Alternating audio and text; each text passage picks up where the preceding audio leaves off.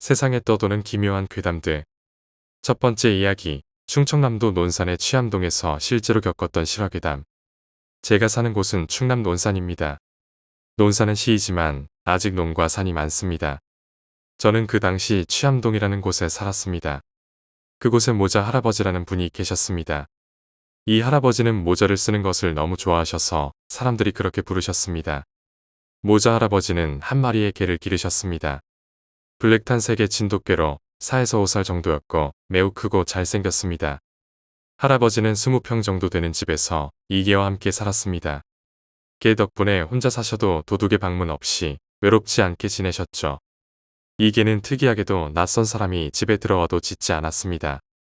하지만 특정 사람들이 오면 태도가 달라져서 한 번은 강도가 들어왔을 때 강도의 바지를 찢고 다리를 크게 다치게 하여 간신히 할아버지가 말려 겨우 멈추게 했습니다. 어느 날 할아버지는 집 마루에서 혼자 바둑을 두고 계셨습니다. 다리가 아파서 움직이기 힘든 날이었고 개는 마당에 엎드려 있었습니다. 점심이 지나자 밥 생각이 나셔서 동네 백반집에서 국밥을 주문하셨습니다. 배달이 오자마자 개가 으르렁대며 짖기 시작했는데 그 배달원은 평소에도 자주 오던 분이었습니다. 그런데 이번에는 개가 그 배달원을 보고 갑자기 낯설게 반응했습니다. 할아버지는 상황을 이해하지 못하고 계셨지만 그 순간 배달된 쟁반에 시커먼 흙발을 늘어뜨린 무언가가 보였다고 합니다. 개가 그것을 향해 돌진하자 그 무언가는 대문을 통해 도망쳤습니다. 그 후 할아버지는 한동안 배달 음식을 주문하지 않으셨다고 합니다. 또 다른 일로는 할아버지가 대퇴부 낭종 때문에 수술을 받으셨고 회복 중에 이상한 꿈을 꾸셨습니다. 꿈에서는 할아버지 집에 오래전에 돌아가신 친구들과 사람들이 모여 선물을 들고 오는 모습이었습니다. 하지만 그들이 집에 들어오려 하자 개가 그들을 공격했고 꿈에서 깨어났을 때 개가 방 안까지 들어와 있었습니다. 평소에는 집 안에 들어오지 않던 개였기 때문에 이상하게 여겨졌습니다. 이후 모자 할아버지와 그에게는 다른 곳으로 이사를 가셨고 저는 가끔 그들이 잘 지내고 있는지 궁금해합니다. 두 번째 이야기, 운명의 저주. 나는 30대 회사원이다. 이 일에 휘말리기 전까지 착한 아내와 3살 난 귀여운 딸을 둔 평범하지만 행복한 가장에 불과했다. 1999년 10월 19일 화요일 오후 6시 30분. 나의 유일한 취미는 희귀한 서적을 모으는 일이다. 나는 술도 잘 못 마시고 담배도 피우지 않는 고리타분한 사람이다. 대신 용돈을 모아 헌책방에서 절판된 책들을 구하는 것이 나의 즐거움이었다. 그날도 조금 일찍 퇴근해서 단골로 가는 책방에 들렀다. 주인 아저씨는 나와 단골이라 내가 들리면 따로 모아둔 책들을 보여주곤 했다. 그날도 그랬다. 아저씨, 안녕하세요. 오랜만이구만. 요새 바쁜 모양인가 보지. 밥 먹고 사는 일이 그렇지요. 근데 뭐 좋은 것 좀 들어왔어요. 거기 그쪽을 뒤져보게나. 몇 권 새로 들여놓은 것이 있을 테니. 나는 아저씨가 가리킨 곳으로 갔다. 책들을 뒤적거리고 있는데 발등에 책 하나가 떨어졌다. 나는 발을 움켜잡으며 그 책을 주웠다. 새 책 같았는데 내용은 오래된 듯 싶었다. 책 주인이 잘 보관했나 보지. 거의 새 책 같은데 30년도 넘은 책이잖아. 나는 그 책을 집었다. 아저씨 이거는 뭐예요? 어디 보자. 글쎄 무더기로 가져온 것 중 하나라. 왜 맘에 드나? 네 그럼 싸게 해줌세. 나는 그 책에 끌렸다. 그것이 가장 정확한 표현이리라. 기묘한 제목에 대한 호기심이랄까. 아저씨가 책을 싸주는 동안 나는 멍하니 그것을 바라보다가 아저씨가 건넬 때야 정신을 차렸다. 1999년 10월 19일 화요일 오후 7시 10분. 나는 얼른 책을 읽고 싶다는 생각이 들었다. 그래서 집으로 가는 발걸음을 재촉했다. 집에 가면 또 딸아이가 달라붙어 책 보기가 어렵겠지. 게다가 오늘은 대청소를 한다고 했으니 거들라 할지도 모르고. 나는 생각 끝에 집 근처의 찻집으로 들어갔다. 어두침침한 구석으로 자리를 잡은 나는 커피를 한 잔 시키고 아내에게 전화를 걸었다. 난데. 나 좀 늦을 것 같아. 갑자기 일이 생겨서 말이야. 나는 커피를 한 모금 마시고 여유있게 책을 폈다. 별 다른 내용은 아니었다. 무속신앙에 대한 책인데 무당들이 점을 보는 법이나 굿. 그리고 점괘가 어떻게 맞아떨어졌는지에 대한 예를 열거한 책이었다. 대충 훑어보던 중 거의 마지막 페이지에 다다랐다. 거기에는 이렇게 쓰여 있었다. 이제 나의 이야기는 끝이 났습니다. 마지막으로 이 책을 본 당신의 미래를 보여드리겠습니다. 이곳에 당신의 사주, 그러니까 생년, 월, 일, 시를 적어 주십시오. 저의 점은 단 한 번도 틀린 적이 없습니다. 그것이 좋은 것이든 나쁜 것이든 단 정확히 쓰셔야 합니다. 이제 다음에 밀봉된 페이지를 뜯어보십시오. 뭐지? 나는 좀 놀랐다. 무슨 잡지에서나 보던 서비스 페이지인가? 나는 잠시 고민을 하다가 재미삼아 사주를 써넣었다. 그리고 밀봉된 페이지를 뜯었다. 거기에는 당신의 미래는 이러합니다. 당신은 1999년 11월 2일 오후 11시 30분에 아내와 딸을 죽이고 자살하게 됩니다. 나는 너무나 놀랐다. 말도 안 돼. 내가 왜 그런 미친 짓을 한단 말인가. 그런 일은 있을 수 없다. 절대로. 하지만 단 한 번도 틀린 적이 없다고 하지 않았던가. 나는 머리를 쥐어뜯으며 책을 떨어뜨렸다. 1999년 10월 20일 수요일 오전 9시 30분. 나는 평상시대로 출근을 했다. 하지만 어제의 그 막막함은 지워지지 않았다. 그래, 그냥 장난일 거야. 이런 생각도 들고 그래도 만에 하나 그것이 정말이라면 어쩌나 하는 생각이 들었다. 내 옆에서 잠들어 있던 아내와 아이를 보니 더욱 심란해졌다. 회사에서도 일이 손에 잡히지 않았다. 나는 다시 그 책을 살펴보았다. 신기하게도 마지막 페이지는 다시 밀봉되어 있고 사주를 적어 넣은 곳도 비어 있었다. 나는 좋게 생각하기로 했다. 그건 단지 장난일 거야. 사람을 놀라게 하려고 말이야. 그때 노크 소리가 들리더니 총무실에 민혜주 씨가 들어왔다. 한 대리님, 상무님이 찾으세요. 그래, 알았어. 저 여기서 기다릴게요. 이거 확인 받을 것이 있어서요. 1999년 10월 20일 수요일 오전 10시. 나는 사무실로 돌아왔다. 그런데 그만 민혜주 씨가 그 책을 들고 있는 것이 아닌가. 나는 뛰어들어가 그 책을 빼앗았다. 혜주 씨의 얼굴은 새파랗게 질려 있었다. 설마 밀봉된 페이지를 열었나? 저는 그냥 운세풀이 같은 것인 줄 알고. 뭐라고 쓰여 있었지? 1999년 11월 7일 새벽 4시 교통사고로 죽는다고요. 우리는 둘 다 주저앉았다. 나는 어제 있었던 일을 말해 주었다. 이거 믿겨지나? 믿고 안 믿고의 문제가 아니잖아요. 만에 하나 이것이 사실이면 우리는 둘 다 죽는다고요. 점심시간에 우리는 만났다. 그러나 둘 다 식욕이 없었기에 가까운 커피숍으로 들어갔다. 어떻게 하면 좋을까? 저도 곰곰이 생각해 보았는데요. 우선 이 책의 출처에 대해 알아보는 것이 어때요? 그렇게 추적해보면 이 책을 쓴 사람도 알 수 있게 될 거고, 이것이 만약 진실이라 해도 그 사람은 해결책을 알고 있을지도 모르잖아요. 1999년 10월 20일 수요일 오후 7시 5분. 나는 지금까지 일어난 이야기를 말했다.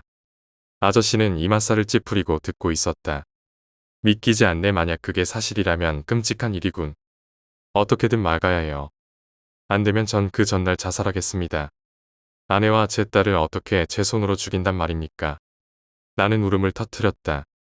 아저씨는 나를 달랬다. 미안하네. 내가 제대로 된 것만 팔았어도. 하지만 그 책을 가져온 사람은 뜨내기야. 한 번씩 불쑥 나타나서 책을 팔고 가기 때문에 나도 아는 것이 없네만. 더 이상 알아낼 것은 없었다. 나는 눈물을 닦고 일어났다. 아저씨는 나를 배웅했다. 질 나쁜 장난일 수도 있다네.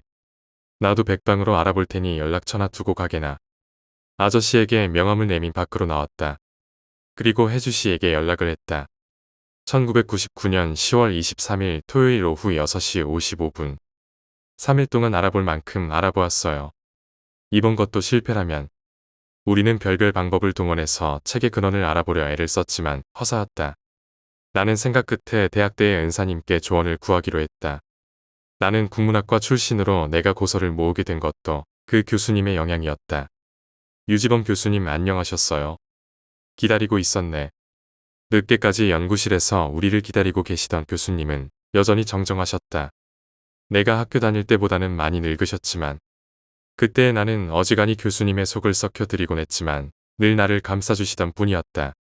나는 교수님께 지금까지의 사정 이야기를 다 말씀드렸다. 그게 사실이라면 내 생각인데 그 책 어떤 주술서 같은 것인가? 교수님은 그 책을 면밀히 살펴보셨다. 어디 보자. 사주를 적어 넣으라고. 나도 한번 써넣어 볼까? 교수님은 책상 위에 펜을 집으셨다. 안 돼요. 저희는 그것 때문에. 젊은 사람들이 겁이 많구만. 이건 단지 주술의 한 형식일 뿐이라네. 자, 보게나. 교수님은 빈칸에 교수님의 사주를 써넣으시더니 밀봉된 페이지를 열었습니다. 어디 나의 미래도 한번 볼까? 당신은 1999년 10월 23일 오후 7시 30분에 심장마비로 죽게 됩니다. 맙소사, 시계 바늘이 그 시간 7시 30분을 가리키고 있었다. 순간 교수님은 가슴을 움켜쥐고 바닥에 쓰러지셨습니다. 교수님, 정신 차리세요. 제발. 1999년 10월 23일 토요일 오후 11시 40분. 혜주 씨와 나는 시체 영안소를 나왔습니다. 경찰에게 신문을 받은 우리는 녹초가 되어 있었습니다. 사인은 심장마비. 우리는 그 책의 영향력에 할 말을 잃었습니다. 이제 어쩌면 좋지요. 글쎄, 교수님 말씀에 의하면 귀신을 가두는 책이라니. 무속 신앙 쪽을 뒤져보면 뭔가 나오지 않을까? 그 점괘는 사실이었어요. 한치의 오차도 없는. 갑자기 혜주 씨가 울기 시작했습니다. 나도 울음이 터져 나올 것 같았지만 꾹 참고 혜주 씨를 달랬습니다. 울지 마. 다 잘 될 거야. 울지 말라고요. 이게 다 누구 탓인데요? 대리님이 그 책을 사지만 않았어도, 아니 회사에 들고 오지만 않았어도, 그게 왜 내 탓인가? 그게 혜주 씨의 운명이라잖아. 나도 이젠 모르겠어. 나는 화를 내고 돌아섰습니다. 그리고 집으로 가기 위해 택시를 잡으려 했습니다. 대리님, 죄송해요. 저도 모르게 그만 화를 내서. 혜주 씨가 나를 잡았습니다. 아니야. 혜주 씨 말이 오라 내가 괜히 이상한 책을 구하는 바람에. 아니에요. 대리님 말대로 그런 운명이었다면 어떻게 손도 못 써보고 죽을 뻔했잖아요. 아까는 겁이 나서 그만 화를 냈지만. 혜주 씨 말이 옳습니다. 우리는 그 사실을 알지 못했다면 손 한 번 쓰지 못하고 앉아서 죽었을 것입니다. 그 말은 나에게 큰 위로가 되었습니다. 1999년 10월 25일 월요일 오후 8시. 교수님의 영안소에 와 있었습니다. 죽을 날이 얼마 남지 않아 정신이 없었지만 그래도 나 때문에 가신 듯한 교수님을 모른 척 할 수 없었기 때문입니다. 술을 좀 마시고 친구들과 고스톱을 좀 치고 있을 때였습니다. 얼마간의 돈을 잃은 나는 담배를 물고 나왔습니다. 그때 핸드폰이 울렸습니다. 날세, 책방 영감일세. 하여튼 빨리 우리 가게로 와 보게나. 그 책을 판 사람을 잡아놨다네. 얼른 오게. 그리고 전화가 끊겼습니다. 나는 혜주 씨에게 연락을 한 뒤 서점으로 달려갔습니다. 1999년 10월 25일 월요일 오후 8시 50분. 나는 미친 듯이 뛰어 서점에 도착했습니다. 이 앞까지는 택시를 타고 왔는데 차가 밀리자 뛰는 것이 낫다고 생각했기 때문입니다. 아저씨가 어떤 남자를 거의 껴안다시피 하고 있었습니다. 그 사람은 40살가량의 체구가 작은 남자로 눈초리가 야비하고 무섭게 생긴 사람이었습니다. 아저씨가 거의 2배쯤 되는 덩치였지만 심하게 저항을 하고 있었습니다. 이것 봐요. 당신이 여기에 판 채 거디서 난 거예요? 그때 혜주 씨도 도착했습니다. 대충 상황 판단을 했는지 문을 잠갔습니다. 그 책 말이에요. 왜들 이러는 거야? 생사람을 잡고 말이야. 자꾸 이러면 당신들 다 고소할 거야. 갑자기 혜주 씨가 그 남자의 뺨을 때렸습니다. 지금 나는 차에 박혀 죽고 이 사람은 지 식구들 다 죽이고 지도 죽는다는데 고소 따위 무서워할 것 같아? 나 이제 죽는 거 안 무서워. 어차피 죽을 거 너 같은 자식 하나 못 없을 것 같아? 그 말을 들은 남자는 조용해졌습니다. 우리는 그 사람을 달래기도 하고 화를 내기도 하면서 그 사람을 설득했습니다. 그 사람은 정말 어렵게 입을 열었습니다. 대충 이런 얘기였는데 가족들이 산골이나 외딴 시골을 돌면서 갑으로 내려오거나 하는 값진 고소들을 훔쳐내 판다는 것이었습니다. 그러니까 지금까지 작물을 판 것을 알려져 처벌을 받을까봐 그렇게 겁을 낸 것이었습니다. 우리는 그 책의 출처만 알면 모든 것을 눈감아주고 살해도 하겠다고 했습니다. 나와 혜주 씨는 지갑을 털어 가지고 있던 돈 23만 원을 꺼내 건넸습니다. 그는 한참 망설이더니 그 책을 훔쳐온 곳을 말했습니다. 1999년 10월 26일 화요일 오전 10시 45분. 우리는 어제 그가 말해준 곳으로 향하는 고속버스 안에 있었습니다. 둘 다 휴가를 내고 말이었습니다. 그 사람이 말해준 곳이 아니면 어쩌죠? 아니, 내 생각에는 제대로 가르쳐준 것 같아. 그 책에 보면 이 지방 사투리가 간간히 나오더라고. 그가 가르쳐준 마을은 너무 멀었습니다. 우리는 5시간도 넘게 고속버스를 타고 그 마을로 가는 버스를 타려고 기다렸습니다. 하지만 그곳은 하루에 버스가 2번 가는 외진 곳이었습니다. 두 번째 버스는 오후 7시 차였습니다. 우리는 대충 요기를 하고 차에 올랐습니다. 차는 비포장길을 굽이굽이 1시간도 넘게 달렸습니다. 1999년 10월 26일 화요일 오후 8시 30분. 도착하고 나니 이미 날은 저물어 있었습니다. 작은 동네로 집들이 17채 정도밖에 없어 보였습니다. 우리는 그중 가장 가까운 집으로 갔습니다. 이 동네에 볼 일이 있어 서울에서 내려왔거든요. 날이 저물어서 그런데 하룻밤 재워주시겠어요? 민박비는 드리겠습니다. 혜주 씨가 조리 있게 또박또박 말했습니다. 그러자 늑수그레한 아주머니가 말했습니다. 하룻밤 재워주는 걸로 무신돈을 받고 그런다요. 야박스럽게. 자 들어오슈. 그래, 저녁밥은 먹었고. 좋은 분 같았습니다. 나는 이 아주머니에게 이 책 이야기를 물어보기로 했습니다. 저 아주머니, 이 책 어느 데 것인지 아시겠어요? 그 아주머니는 너무 놀라 뒤로 주저앉았습니다. 시상에 그 무서운 것을 다시 가지고 오다니. 아주머니는 주저앉아 벌벌 떨더니 모라모라 중얼거렸습니다. 아주머니의 비명에 동네 사람들이 하나 둘씩 나오기 시작했습니다. 무슨 일이다요? 뭔 일 있는가? 사람들이 나오자 아주머니가 말했습니다. 시상에 이 객지에서 온 사람들이 그 죽은 서산댁 책을 가지고 왔시오. 그 말에 사람들은 웅성대기 시작했습니다. 나는 그 책을 내밀며 물었습니다. 아저씨, 아세요? 아시면 저희 좀 도와주세요. 난 아무것도 몰라. 모여들었던 사람들은 다들 자기네 집으로 돌아가 대문을 쾅 닫아 버렸습니다. 처음에 그 아주머니까지도. 우리는 그 마을 한 복판에서 어찌할 바를 모르고 마냥 서 있었습니다. 1999년 10월 26일 화요일 오후 9시 45분. 바람도 차고 배도 고파왔습니다. 우리는 이 집 저 집 문을 두드리고 다녔지만 아무도 내다보지 않았습니다. 혜주 씨는 막막한지 어느 집 처마 밑에 앉았습니다. 나는 담배를 하나 꺼내 입에 물었습니다. 그리고 불을 켜는 순간 우리 옆에 누군가 와 있다는 것을 알았습니다. 누구세요? 나는 이 동네 사람일세. 오늘 하루는 우리 집에서 자게나. 자세히 보니 허리가 굽은 할머니였습니다. 우리는 고개를 숙여 감사하고는 할머니를 따라갔습니다. 달랑방 하나인 집이었지만 그래도 방이 커서 세 사람이 충분히 잘 만했습니다. 우리는 할머니가 차려준 된장찌개 하나에 김치가 닿았지만 늦은 저녁 밥상을 정말 맛있게 비웠습니다. 잘 먹었습니다. 젊은 사람들이 어쩌다가 그 책을 구하게 되었나? 우리가 묻지도 않았는데 할머니가 먼저 책 이야기를 꺼내셨습니다. 우리는 지푸라기라도 잡는 심정으로 지금까지의 이야기를 말씀드렸습니다. 어떻게 방법이 없겠습니까? 그리고 서산댁 책이라는 건 무슨 소리입니까? 이제 나는 늙었으니 뭐가 무섭겠나.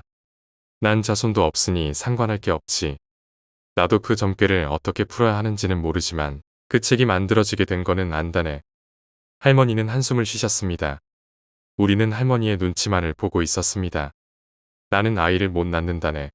그래서 소박을 맞았지. 혼자서 고향집에 돌아와 살게 되었는데 옆집에 12살 먹은 기집애가 있었지. 귀엽고 이쁜 기집애로 엄마가 일찍 죽어서 병든 아버지랑 둘이 살았다네. 그래서 그런지 나를 잘 따랐지.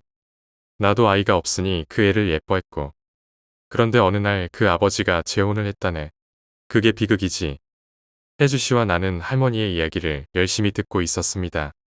옛날 얘기에 나오는 계모들처럼 그 기집애의 새 엄마란 사람도 모진 사람이었지. 그 애를 몹시도 구박했다네. 얼마나 무섭게 굴었던지 그 애는 새 엄마 목소리만 들려도 자다가 벌떡 일어나곤 했지. 얼마 후 아버지가 죽고 나자 그 새엄마는 더욱 아이를 학대했지. 할머니는 늙어서 짓물러진 눈에 고인 눈물을 닦아냈습니다.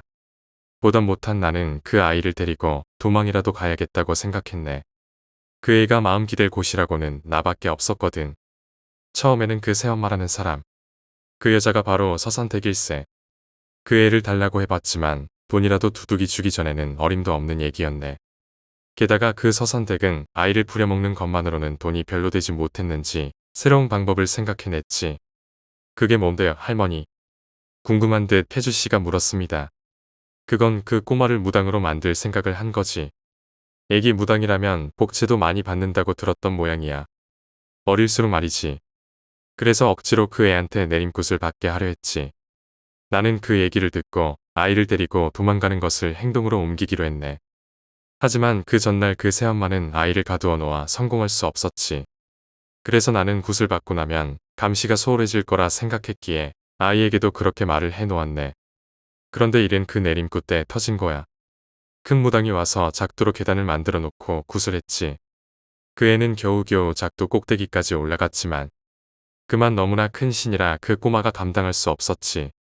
그 애는 순간 신을 놓쳤는데 그때 작두에서 굴러 떨어졌다네. 얼마나 나를 잘 세워놓았는지.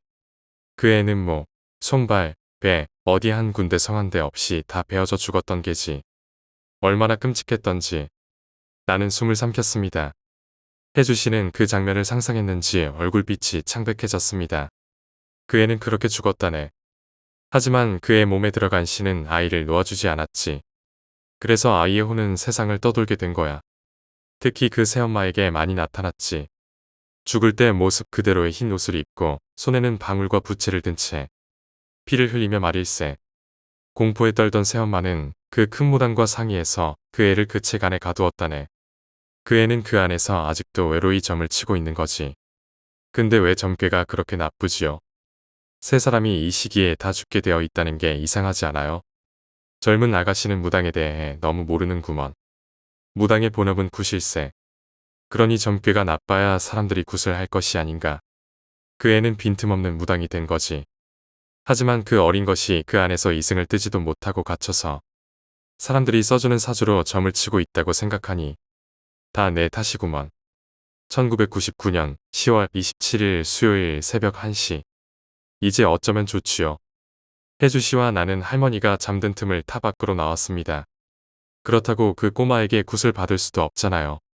그 책에는 굿하는 페이지는 없는데 그 애를 가둔 것이 내가 아니라 우리 어머니였어. 네, 아저씨의 어머니. 우리는 혼란에 빠졌습니다. 셋 다 침묵에 젖어 있는데 갑자기 혜주 씨가 입을 열었습니다. 아저씨는 불러낼 수 있어요? 없어요. 불러낼 수는 있지만 불러만 내달라니까요. 그 다음은 우리가 알아서 한다는데 왜 망설이세요? 혹시 그 아이를 불러내서는 안 될 이유라도 있나 보죠? 아니야. 그런 것은 없어. 갑자기 사내가 마구 소리를 질렀습니다. 우리는 그가 그 아이와 무언가 연관이 있다는 것을 눈치챘습니다. 그것을 놓치지 않고 혜주 씨가 말했습니다. 말씀해보세요. 돈도 드리고 불러만 주시면 아저씨가 하자는 대로 할 테니. 고함을 지르던 사내가 좀 잠잠해졌습니다. 그리고 또한 없이 곰방대를 물고 있더니 어렵게 말을 꺼냈습니다. 이 일은 그 계모와 우리 어머니가 한 것이지 나는 시키는 대로만 했을 뿐이요. 예, 그럼요. 아저씨가 좋은 분이라는 것 처음부터 알고 있었어요. 혜주 씨는 남자의 비위를 맞추느라 정신이 없었습니다. 그때 나는 20대 초반이었어. 굿을 하다가 사고가 난 것은 할매한테 들어서 안다고 했지. 하지만 마을 사람들이 모르는 것이 하나 있어. 그 아이는 그때 죽지 않았다요. 작두에 온몸이 베어 죽었다고 들었습니다만. 아니, 죽지 않았어. 살아있었지만 그 계모는 치료비가 아깝고 살린다 해도 신을 제대로 받지 못해 무당 노릇을 못할 것 같자 나에게 돈을 주면서 산속에 버리라고 했어. 나는 돈에 눈이 어두워 그 아이를 버리고 왔지만 그 애는 집으로 내려오곤 했던 거요. 마을 사람들은 아이가 죽었다고 알고들 있는데 아이가 나타나자 귀신이라고 생각한 거고 그 계모는 귀찮아질 것 같으니 나를 닥달해서 숨을 끊어 놓으라고 했지. 하지만 난 차마 그러지는 못하고 더 깊이 버리고 오곤 한 거야. 그 애는 온몸에 상처를 입고는 도움을 구하려고 산에서 내려오곤 했지만 하필이면 밤에 내려오곤 했지. 사람들은 그때마다 그 애를 귀신 취급하며 피했어. 그래서 그 아이는 죽으면서도 사람들에 대한 원한을 품고 죽은 거야. 그리고는 정말 귀신이 되어 나타났지만 우리 어머니가 책 안에 가두어 버리셨지. 자기가 비참하게 죽어서인지 그 아이는 책을 통해 점을 보는 사람마다 끔찍한 죽음을 점쳐 주곤 했어. 세상에, 너무들 하셨군요. 또 다시 우리들은 말이 없었습니다. 뭐라 말을 해야 하나 고민하던 나는 말했습니다. 그 아이를 그 책에서 풀어주어야지요. 그렇게 죽은 것도 분할 텐데 책에 갇혀 좋은 곳으로 가지 못한다면 그 아이는 1999년 10월 28일 오전 12시 우리는 할머니의 도움을 받아 공들여 상을 준비했습니다. 그 사내는 불러내는 법은 알려주었지만 자신은 지은 죄 탓인지 못하겠다고 해서 우리가 스스로 하기로 한 것입니다. 할머니는 방에 계시기로 했습니다. 연로하셔서 귀신을 보는 충격을 받으면 위험하실까봐 설득을 했습니다. 정갈한 물을 한 사발 떠놓고 우리는 닭의 목을 베었습니다. 닭의 목에서 붉은 선혈이 땅을 적셨습니다. 우리는 사내가 가르쳐준 주문 비슷한 것을 열심히 외웠습니다. 그리고 입에 쌀을 가득 물었습니다. 귀신과 직접 이야기를 하면 끌려간다기에 갑자기 찬바람이 쌩 불었습니다. 우리는 찬기에 몸을 떨고 있는데 희뿌연 연기와 함께 흰 물체가 어른어른 나타났습니다. 나를 부른 사람들인가요? 그 아이였습니다. 내림 굿때 입었다던 흰 치마 저고리를 입고 한 손에는 방울 다른 손에는 부채를 쥐고 있었습니다. 가까이 다가온 그 애를 보고 나와 해주시는 비명이 터져 나오는 것을 간신히 참았습니다. 정말 피투성이었던 것입니다. 얼굴만 해도 여기저기 베어서 특히 이마는 뼈가 허옇게 보일 정도였으니 얼마나 참혹했던지. 왜 나를 부르셨나요? 해주시는 책을 내밀었습니다. 그리고 그 점괘가 적힌 곳을 펼쳤습니다. 점괘가 마음에 안 차시는군요. 우리는 고개를 끄덕였습니다. 하지만 어쩌나 이미 정해진 운명인 것을요. 나는 그 애 앞에서 열심히 빌었습니다. 생각 끝에 지갑을 꺼내 아내와 아이의 사진을 보여주었습니다. 아이는 사진을 물끄러미 바라보고 있었습니다. 이 그림 안에 아이가 아저씨의 딸인가요? 나는 고개를 끄덕였습니다. 해주씨는 옆에서 정말 열심히 고개를 조아리며 빌고 있었습니다. 살려달라고요? 우리는 둘이 고개를 끄덕였습니다. 그리고 준비해둔 떡과 쌀, 고기 등을 꺼냈습니다. 굿을 해달라는 건가요? 우리는 또 고개를 끄덕였습니다. 하지만 난 사람들이 싫어요. 좋은 사람이 한 명도 없잖아요. 당신들도 필시 그런 사람일 텐데 내가 왜 당신들을 살려야 해요? 그 애는 울먹이기 시작했습니다. 어린 나이에 겪은 너무나 큰 고통이 이 아이의 마음을 난도질한 것입니다. 나는 아이가 딱한 생각이 들어 책을 집었습니다. 그리고 그 아이라고 생각하고 책을 다독거렸습니다. 그러자 그 아이는 눈물을 훔치며 나를 바라보았습니다. 옆에서 같이 훌쩍이던 해주씨는 무슨 생각이 들었는지 핸드백을 열었습니다. 그리고 일회용 반창고랑 연고 등을 꺼내기 시작했습니다. 언니, 그게 뭐예요? 해주씨는 반창고를 뜯고 연고를 짜가며 손짓 발짓으로 아이에게 상처를 치료하는 것이라는 것을 설명하기 시작했습니다. 그 아이는 그 광경이 재미있었던지 깨르륵 웃음을 터뜨렸습니다. 이걸 상처에 바르라고요? 이거 약이군요. 해주씨는 고개를 끄덕였습니다.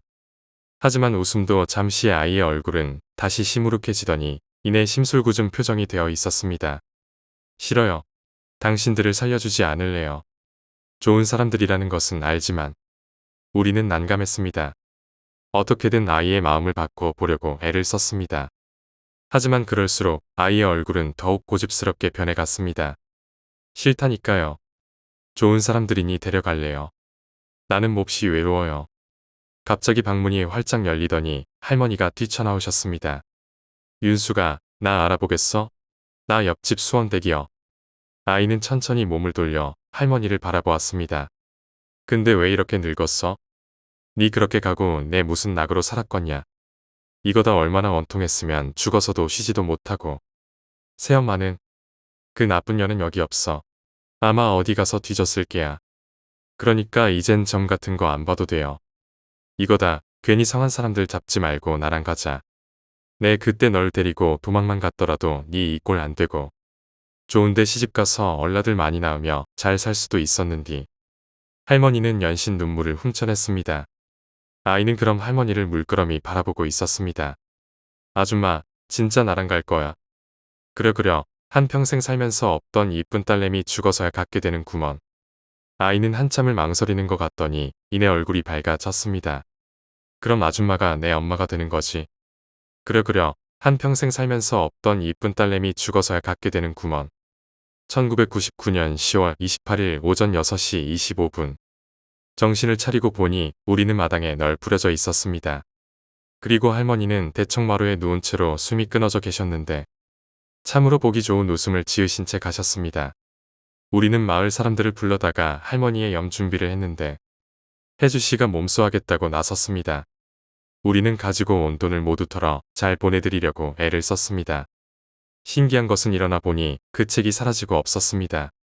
이제 우리는 그 점괘에서 벗어난 것입니다. 하지만 그들은 예정된 시간에 죽었습니다. 1999년 11월 3일자 신문 사회면 과도한 스트레스에 시달리던 가장, 딸과 아내를 죽이고 자신도 자살. 1999년 11월 8일자 신문 사회면 어제 새벽 20대 여인 뺑소니 차에 치여 숨져. 당신이 지금까지 읽으신 책이 위에서 죽은 사람들이 가지고 있던 책입니다. 이제 나의 이야기는 끝이 났습니다. 마지막으로 이 책을 본 당신의 미래를 보여드리겠습니다. 이곳에 당신의 사주, 그러니까 생년, 월, 일, 시를 적어주십시오. 저의 점은 단 한 번도 틀린 적이 없습니다. 그것이 좋은 것이든 나쁜 것이든. 이제 다음에 밀봉된 페이지를 뜯어보십시오.